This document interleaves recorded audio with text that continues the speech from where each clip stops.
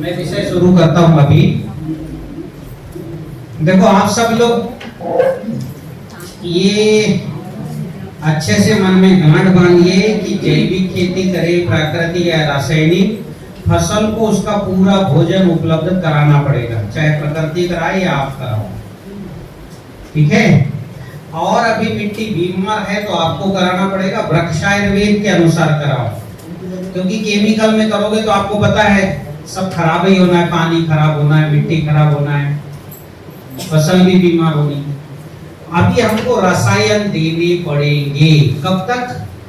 जब तक प्रकृति पंच महाभूत नहीं गई। ये प्रकृति को बनाया है पंच महाभूतों ने। किसने बनाया है? जोर से बोलो। भूमि, गगन, वायु, अग्नि, नीर। भूमि का भा, गगन का गा, वायु का वा, अग्नि का आ और नीर का ना। क्या बन गया? भगवान। तो जब तक भगवान आपके फसल को भोजन ना देने लगे, भूमि, गगन, वायु, अग्नि, नीर जब तक ये ना देने लगे, तब तक किसको देना है भोजन? किसको देना है? किसान को देना है, बना के। अब तो भोजन किसको, जो कच्चा होता है उसको बोलते हैं कि बना बुनाया होता है उसको बोलते हैं बना बुनाया उसको। तो आपको भोजन हमेशा बना के देना पड़ेगा। नेचर में हर जीव भोजन बना के दूसरों को देता है, ऐसे कच्चा नहीं देता। तो जब तक भोजन नहीं बन रहा है आपको बना के देना पड़ेगा। और भोजन जो है वो हमेशा रसायन की अवस्था में होता है। किस अवस्था में? हाँ।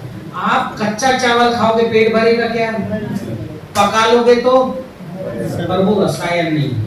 पकाने के बाद पानी डाल के नमक डाल दोगे, जिसको बोलते हैं बासी गोरा, वो रसायन है।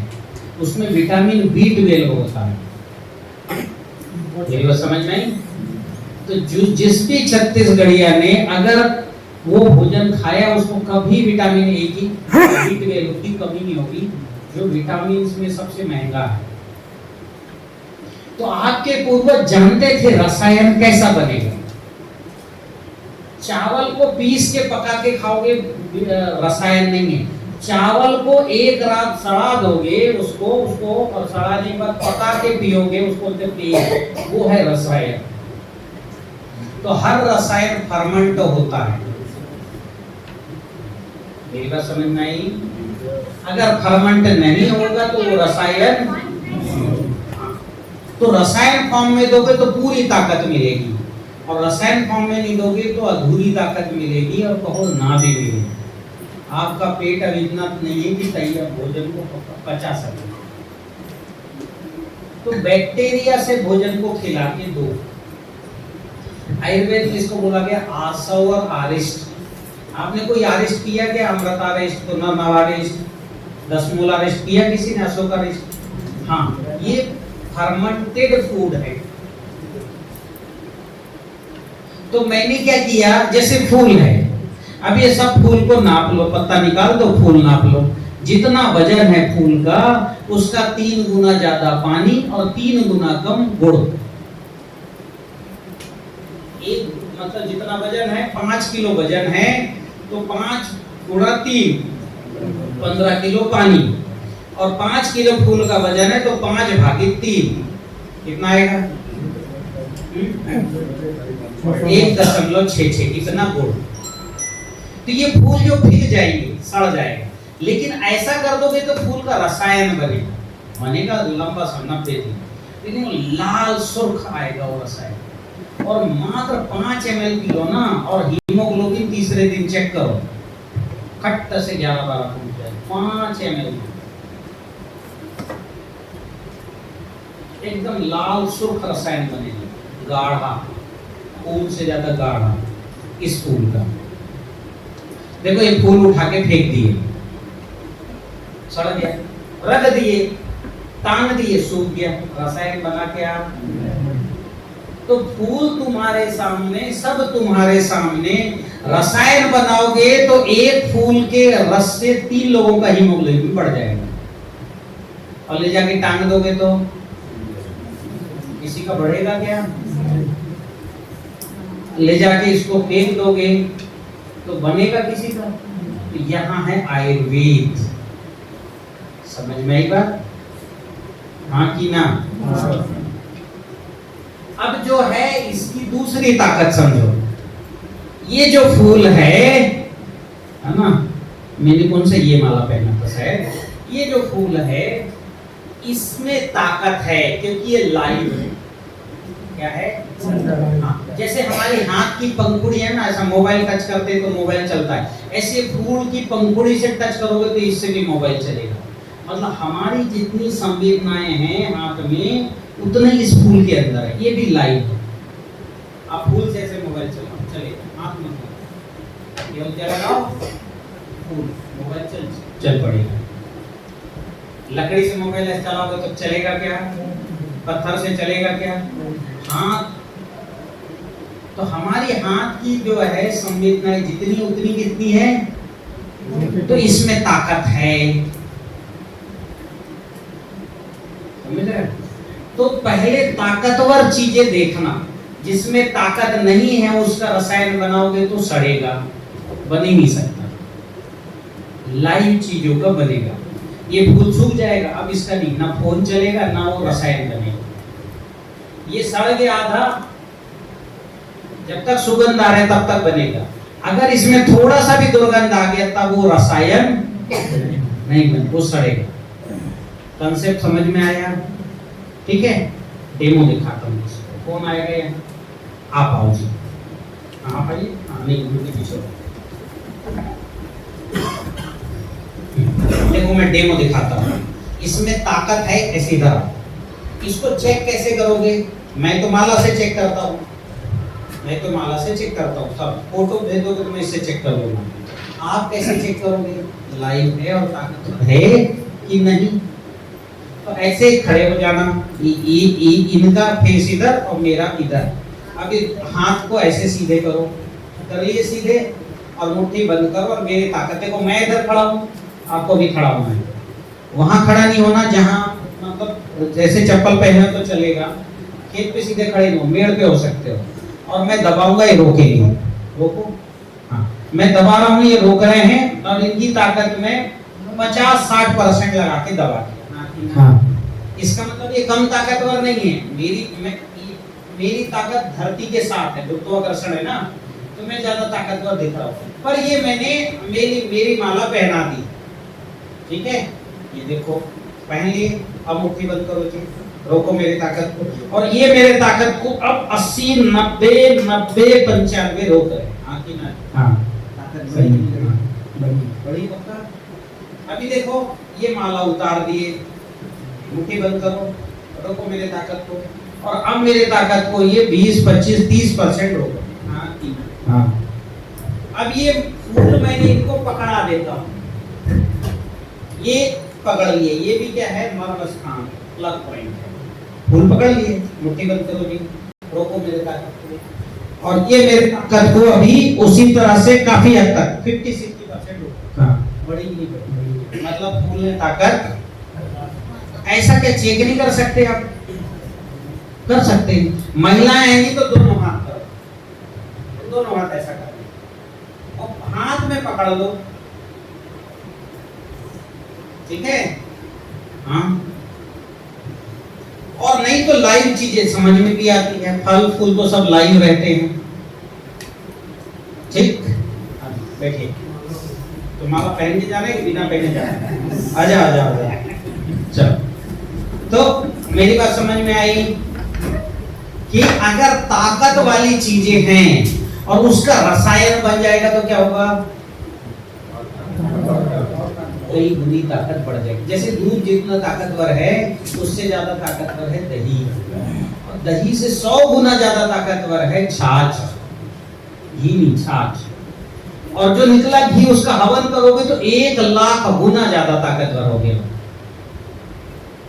दही से जो है 4 गुना ज्यादा ताकतवर, दूध से 4 गुना ज्यादा ताकतवर है दही, और दही से 100 गुना ज्यादा ताकतवर है छाछ। इसलिए दूध से 400 गुना ज्यादा का है आयुर्वेद में छाछ। कितना गुना? भाई दूध का है 1 गुना, दही का 4 गुना, और दही के छाछ का दही से 400 गुना ज्यादा। तो दूध से 400 गुना हुआ कि नहीं हुआ? और घी हवन कर दोगे तो 1,00,000 गुना ज्यादा ताकतवर है। एक बूंद आप घी डालोगे तो सब ऑक्सीजन से भर जाएगा। यहाँ ऑक्सीजन की कमी है, क्योंकि इतने लोग श्वास ले रहे हैं, ज्यादा से ज्यादा आधा घंटा चलेगा यहाँ का ऑक्सीजन। कितना घंटा भाई? यहाँ तो बाहर से हवा आ नहीं रही है ना, आप सब श्वास ले रहे हो तो ऑक्सीजन ले रहे हो कि नहीं? तो हम सबके लिए यहाँ कितना हवा है? आधा घंटा। और बैठ कितना देर रहे हैं? तो 3.5 घंटा तो हम एक दूसरे के कार्बन डाइऑक्साइड को ले रहे हैं। इसका कार्बन डाइऑक्साइड वो ले रहे हैं, उसका ऑक्सीजन तो यहाँ। अब जैसे ही आप एक बूंद घी डाल दोगे जले हुए कंडे में, इसलिए मैं जाता हूं तो कंडा लेके जाता हूं कई बार जेब में, जला देते हैं। तो कंडे में घी अगर डाल के आप जला दोगे तो ऑक्सीजन भर जाएगा। यहाँ कम से कम जो है 10 टन ऑक्सीजन रहेगा। मेरी बात समझ में आ रही है? आपका पहला भोजन क्या है? ऑक्सीजन। ऑक्सीजन क्या है? रसायन। क्या है वो? हाँ, पदार्थ की वो अवस्था जो जीवनी शक्ति देता है वो रसायन। और रसायन केमिकल में नहीं, आयुर्वेद में होते हैं 2500 रसायन। तो मैंने क्या बनाना सिखाया आपको?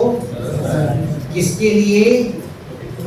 तो जो पौधे का रसायन है पूरा मनुष्यों पर लागू होता है। मेरे कई फार्मूले में बोलता हूँ पियो तो, और इंसान पीते और ठीक होते हैं। क्यों रविकांत जी? पिलाए किसी को रसायन? हमारा खुद भी है, देखो चमक रहे हैं। तो जो रसायन पौधे के लिए चाहिए वही मनुष्य के लिए, वही पशु के लिए। मेरे ऐसे नहीं है वही फसल का अलग और इंसान का अलग। ठीक है? अब जैसे मैं फूल का बताया वैसे सबका बना लो। यहाँ पीला राम जी है, उसने कितनी चीजों का बनाया भाई आपने जी? फिर भी अंदाज बताओ कितनी चीजों का? कद्दू का बनाए, और पपीता का, अमरूद, केला, कुछ नहीं मिलता। तो जो है ना, जो केला है ना उसको नीचे से काटना था ना, ऊपर का चारों तरफ का फेंक देना, अंदर का गुदा छोटे छोटे पीस का वैसे कर लेना।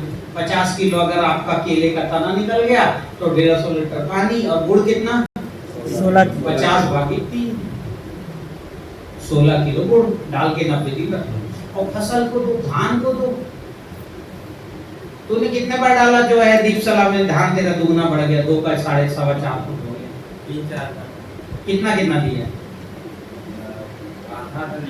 मतलब एकड़ में 20-20 लीटर डाल दो 3-4 बार। जो 2 फुट का था ना 4 फुट का हो जाएगा। फसल बढ़ेगी तब तो बाली देगी ना। हाँ कि ना? एक रसायन सीख गए। ऐसा ही है। अब आगे भस्म रसायन, इसको मटके में पकाना। नमक में भस्म रसायन का किट आता है, जिंक, आयरन, कैल्शियम, मैग्नीशियम। अभी आप बना नहीं सकते। आप जिंक बना सकते हो क्या? नहीं बना सकते। ये करोड़ों अरबों साल बना गए। हमारा सूरज के पहले बना हो, मतलब हमारा सूरज आज कितना 13-14 अरब वर्ष हो गया है, और 28 अरब वर्ष पहले बना था। कोई नहीं बना सकता zinc, iron, calcium, magnesium. Nature ही बनाता है। तो आपको ये बना नहीं सकते तो लेना पड़ेगा कि नहीं लेना पड़ेगा? तो लेने का मैंने सुविधा बना दिया, TCBT मोबाइल ऐप बना दिया, उससे लो, गारंटी का मिलेगा और सस्ता भी मिलेगा। ये चीजें बाजार में तो सब कुछ महंगी, सही है, ये मैंने बनाया। फिर ये सोर्स भी ढूंढे, आयरन ऑक्साइड ढूंढा जो है जिसमें 50, 60, 70%, मतलब जो पत्थर लोहा है ऐसा ढूंढा। तो बना नहीं सकते, और सरल सस्ते ढंग से वो अवेलेबल हो जाए, ये व्यवस्था किया। अभी नीति आयोग में मैंने ये भी डाला कि ये सब सब्सिडी में मिले किसान को। नहीं मिल रहा है आपको तो क्या 100 रुपए लगाओ, 1000 रुपए मिलना तो लगा भी सकते हो। तो ये अणु, ये भी रसायन हमको चाहिए। आयरन रहेगा तो इमली भी आएगी, ना जड़ की, ना तने की, ना पत्ती की, ना फल की, आना ही नहीं। तो भस्म रसायन बनाओ इडली की, ठीक है। आयरन, कैल्शियम, मैग्नीशियम जमीन पे डालो, अब ये जो है रसायन, इसके पहले ये अणु है, सब रसायन, एंजाइम, एसिड्स, ये सब जो है संरचना है अणुओं की। इसके पहले ऊर्जा चाहिए, बिना ताकत का कुछ नहीं हो सकता। और दुर्गंध ताकत है कि नुकसान है? ताकत घटाने वाली चीज है कि बढ़ाने वाली? दुर्गंध घटाने वाली। तो ये उसकी ऊर्जा माइनस वाली ऊर्जा है, उसको हम बोलचाल में बोलते हैं निगेटिव। क्या बोलते हैं? नेगेटिव। और पॉजिटिव ऊर्जा क्या है? सुगंध। आपकी मिट्टी से जब तक दुर्गंध आएगी, आप सर पटक लो, कभी भी 40 कुंटल से ज्यादा धान नहीं होगा। दुर्गंध खत्म कौन करता है? अग्निहोत्र, भस्म और फिटकरी का पानी। ठीक है? हाँ। अभी अग्निहोत्र, भस्म और फिटकरी का पानी को मैं बोलता हूँ ऊर्जा जल। आप पी लो, 5 मिनट में पेट की गैस खत्म हो जाएगी। रेगुलर पियो, जहां तहां जो मतलब खराब गैस जमा हुआ है, जिसका लकवा, गठवा, साइटिका, माइग्रेन होता है, वहां से गायब हो जाएगा वो गैस। जो गैस काला पड़ गया वो। और क्या करेगा? जो जहर आपने डाला उसको खत्म करने का मैंने बना भू निर्विषी भस्म, विष के प्रभाव को खत्म करता है। तो विष के प्रभाव को खत्म करने वाली जो चीज है, ये जो आपने 10 साल से कहीं ना कहीं जहर डाला, वो जब तक खत्म नहीं होगा, तो जहर और दुर्गंध दोनों खत्म करना है। तो आप कह रहे हो सुबह शाम अग्निहोत्र कीजिए। अग्निहोत्र कैसे करें? ये आपके मोबाइल में आप लिखिए, मेरे वीडियो आइए देखिए। अग्निहोत्र बॉडी ऐप डाउनलोड कीजिए और समय सेट कीजिए। हमारे ये जो विशेषज्ञ जितने, अभी सबको खड़ा करूंगा, नाम बताऊंगा, इनके नंबर लिखिए और इनके ऑनलाइन इनसे कैसे सीखना वो सीखिए। रोज की मीटिंग होती है, उसमें आके सीखिए, अग्निहोत्र कीजिए। सबसे पहले अग्निहोत्र कर लिया आपने, मान लो आपके पास 1 किलो भस्म हो गया, मान लो एक हफ्ता अग्निहोत्र किया सुबह शाम, तो कितना 1 किलो भस्म हो गया। उसमें 100 ग्राम फिटकरी मिलाइए, बढ़िया कुचल के, पीस के, बिल्कुल बन गया प्राण शक्ति ऊर्जा भस्म। इसके 3 भाग कीजिए। एक डब्बा रखिए बाथरूम में, एक डब्बा रखिए रसोई में, और एक जो है डब्बा रखिए खेत के लिए। खेत वाले डिब्बे को खेत ले गए, 200 लीटर पानी में 200 ग्राम भस्म डालिए। कितना डालना है? फसलों को स्प्रे करो। फसल की कई बीमारी, फंगस, वायरस, ताकत नहीं है, सब दूर हो जाएंगे। ये 22 दिन का बाप है, केमिकल फंगिसाइडों के बाप है। और उसमें 200 लीटर में 1-8 किलो मिला तो जमीन पे चला दो। थोड़ा फिटकरी और मिला दो, 1-2 किलो जमीन पे चला दो, जमीन का फंगस खत्म। 1 किलो भस्म, 1 किलो जो है फिटकरी। ये प्राण शक्ति ऊर्जा भस्म 1 किलो, 1 किलो फिट, और ज्यादा ये तो 2 किलो फिटकरी। और पॉली हाउस वाले 5 किलो डाल दे, कोई दिक्कत नहीं। मात्रा गड़बड़ गया उससे कोई दिक्कत नहीं है। नहीं नहीं, ज्यादा नहीं, 5 किलो ज्यादा नहीं। हाँ, ये जल में चलाने के जमीन पे चला, स्प्रे मत करनी तो फसल जल जाएगी। मेरी बात समझ में आई? बिना अग्निहोत्र संभव ही नहीं। ये खेत में उपयोग करो, 1 ग्राम प्रति लीटर की दर से फसल पर स्प्रे करो, और फिटकरी मिला के चाहे जमीन पे जितना दो, 1 किलो 2 किलो, हरा मौसम दो, फंगस गायब। और फंगस गायब यानी जबरदस्त बढ़ेगा। भू निर्विषी भस्म ले लेना, उसको बना नहीं सकते।